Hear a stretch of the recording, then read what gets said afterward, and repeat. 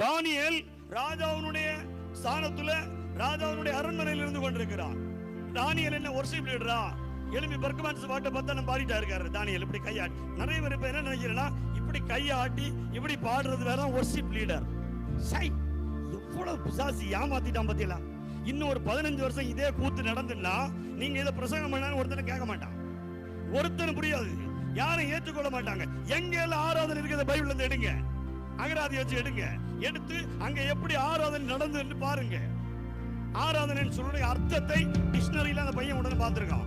அர்த்தத்தை பார்த்த உடனே அங்க போட்டிருக்கு டு சப்மிட், உன்னை சரண்டர் ஆகிறதுக்கு பேரு ஆராதனை.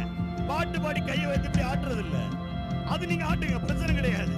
அது பாடல் பாடுதல், அதுக்கு பேரு. அது ஆராதனை கிடையாது, அதுக்கும் ஆராதனைக்கும் சம்மந்தம் கிடையாது. ஹல்லேலூயா. அது பாடல் பாடுதல். ஆராதனை என்பது நீங்களும்